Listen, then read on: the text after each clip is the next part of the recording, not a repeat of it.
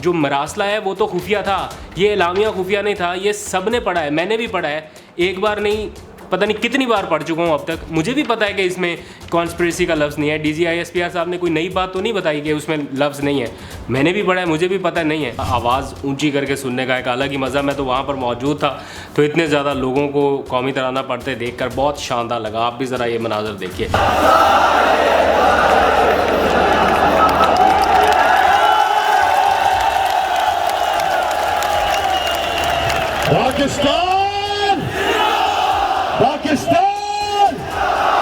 बिस्मिल्लाहिर्रहमानिर्रहीम, अस्सलाम वालेकुम। मैं हूं अब्दुल कादिर और आप देख रहे हैं आपका अपना फेसबुक और यूट्यूब चैनल।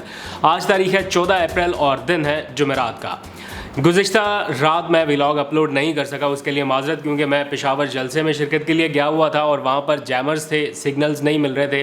तो कोशिश तो की थी कि वहाँ से भी कुछ चीज़ें आपको दिखा सकूँ, लेकिन मैं बर वक्त अपलोड नहीं कर सका। आज इस व्लॉग के आखिर में उस जलसे के खूबसूरत तरीन लम्हात जो मुझे सबसे ज़्यादा पसंद आए वो आपको दिखाऊंगा। जलसा बड़ा था छोटा था ये बहस अब गुजर चुकी, क्योंकि सारे मनाजर आपने सोशल मीडिया के ऊपर देख लिए। मैं ख़ुद वहाँ पर मौजूद था, तो ये मैं यकीन से कह सकता हूँ कि one of the biggest power show था ये पेशावर में, क्योंकि बड़ी तादाद में जलसा गा के तो आगे पीछे दाएं बाएं हर तरफ लोग थे। और आज उसका पहला गैर हतमी गैर सरकारी नतीजा भी मौसूल हो चुका है।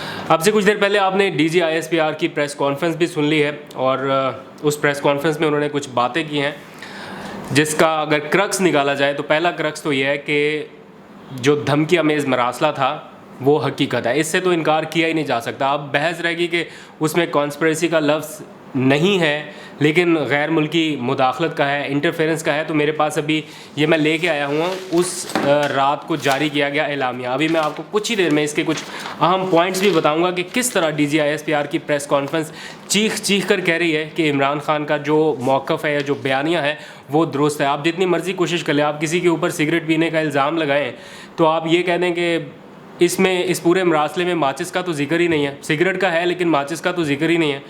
भाई अब जो कॉन्स्पिरेसी का लफ्ज़ है वो अब पीछे रह गया है।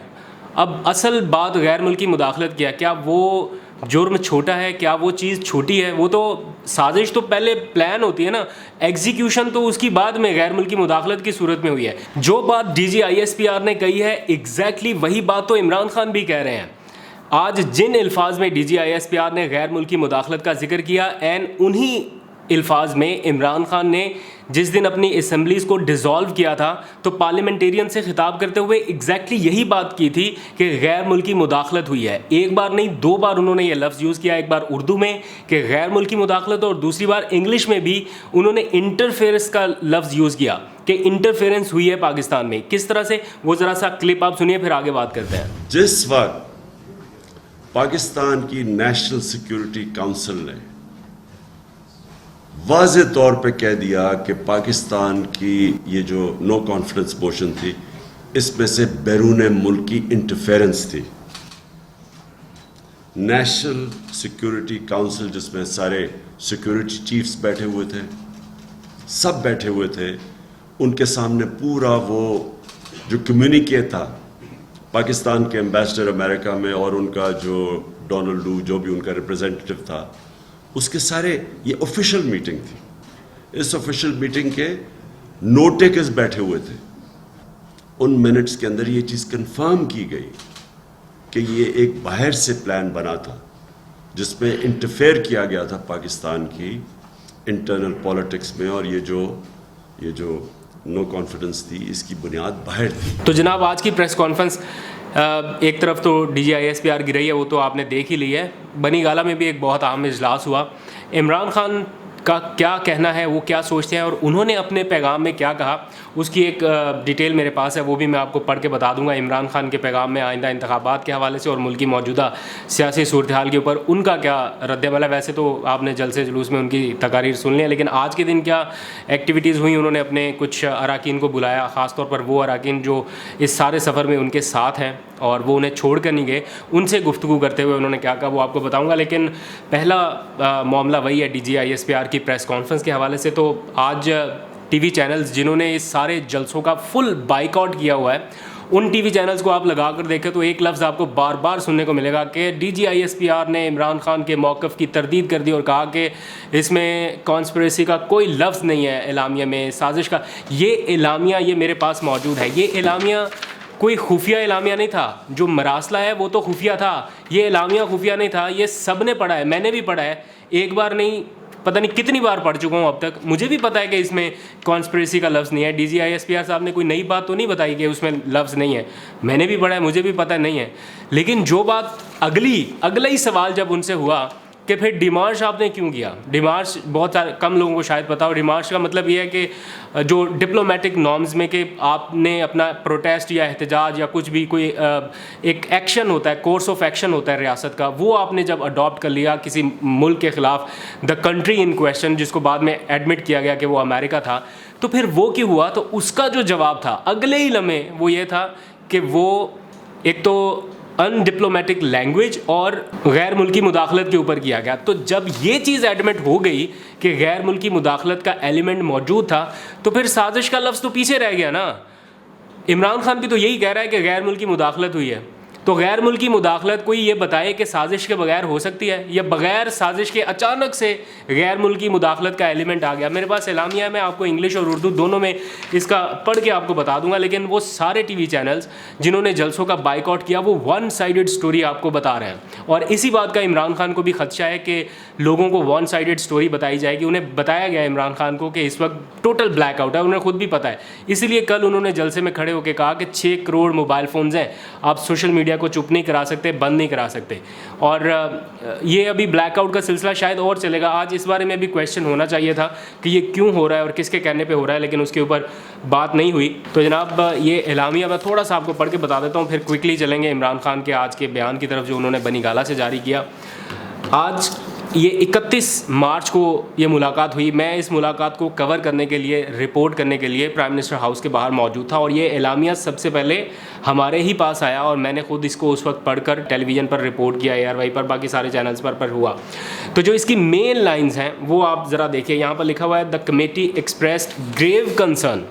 जो कौमी सलामती की कमेटी है उन्होंने शदीद तशवीश का इजहार किया at the communication terming the language used by the foreign official as undiplomatic.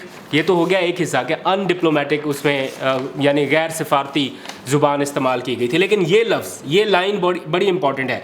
The committee concluded, इख्तिताम पर कमेटी का ये जो क्रक्स था इस सारी कौमी सलामती कमेटी का वो ये था, that the communication amounted to blatant interference in the internal affairs of Pakistan by the country in question, which was unacceptable under any circumstances। इसका उर्दू तर्जुमा ये है कि मरासला पाकिस्तान के अंदरूनी मामलात में सरीहन मुदाखलत के मुतरादिफ है, जिसे किसी तौर पर काबिल कबूल करार नहीं दिया जा सकता या कबूल नहीं किया जा सकता। अब यहाँ पर आप देखिए कि कौमी सलामती का सबसे बड़ा फोरम ये एडमिट कर रहा है कि ये मरासला मुल्की मामलात में मुदाखलत के मुतरादिफ था, यानी इंटरफेरेंस। और इंटरफेरेंस भी ऐसी नहीं, ब्लेटेंट इंटरफेरेंस, सरीहन खिलाफ वर्जी, ये इस मुल्क के सबसे बड़े एपेक्स कमेटी के इजलास में तय पाया। फिर इससे एक कदम आगे चलिए, जो क्वेश्चन इससे लिंक करता है वो आपके समझने के लिए है, वो ये कि द कमेटी डिसाइडेड, इसके बाद फिर फैसला भी हुआ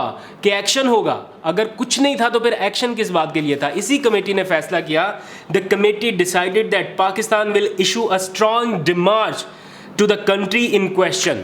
पाकिस्तान ने फैसला किया कि जिस मुल्क के हवाले से ये मामला ज़ेर बहस आया उस इजलास में, जो कि अमेरिका था बाद में पता चला, उसके ख़िलाफ़ डिमार्च किया जाएगा, both in Islamabad and in the countries capital, यानी पाकिस्तान में भी और फिर वाशिंगटन में भी। और दोनों जगहों पे हुआ। जैसे ही कौमी सलामती कमेटी का ये इजलास ख़त्म हुआ, दफ्तर ख़ारजा के ज़राए ने बताया कि अमरीकी नाज़िमुल अमूर की, या जो भी अमरीकी ओहदेदार इस वक्त पाकिस्तान में ज़िम्मेदार ओहदेदार मौजूद है, उसकी फ़ॉरेन ऑफिस में तलबी हुई।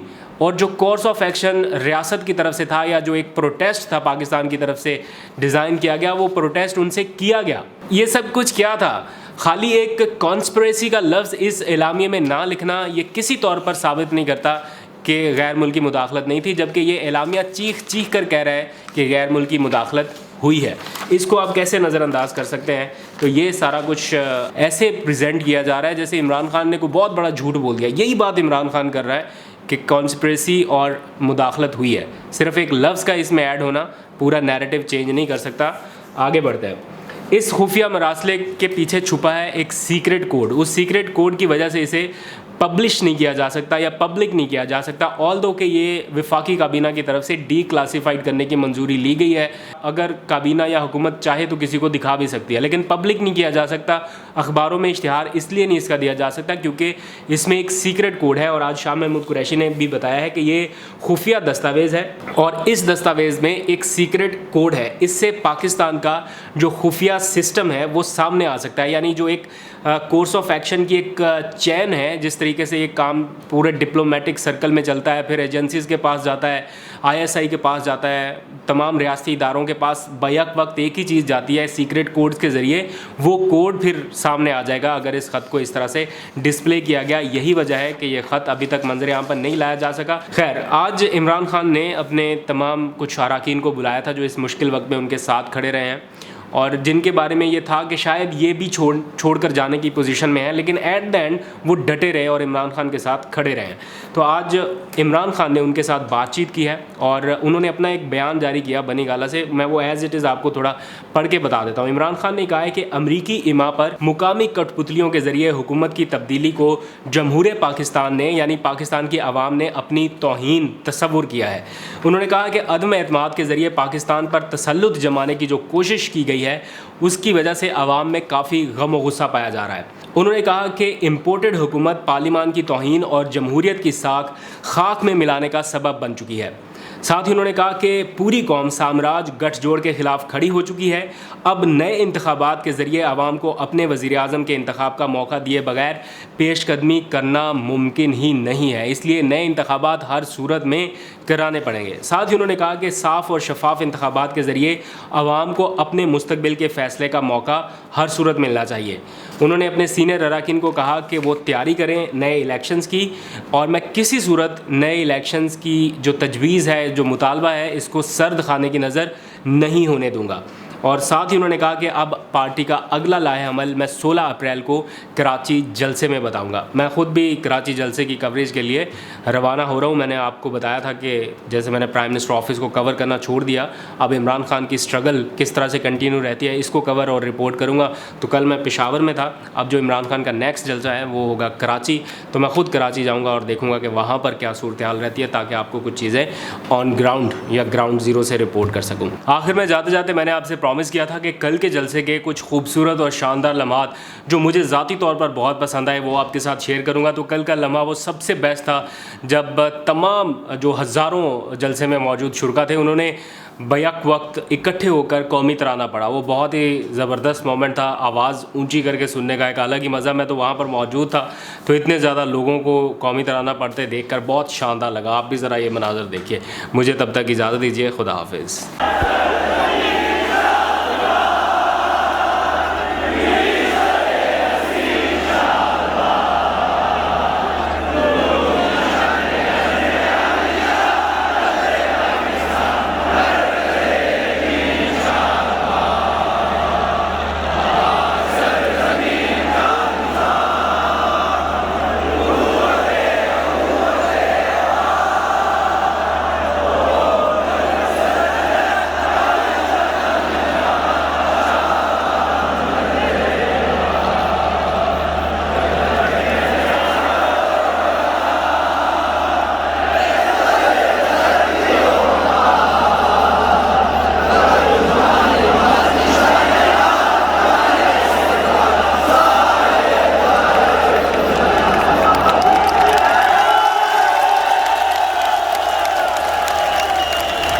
Pakistan! Pakistan!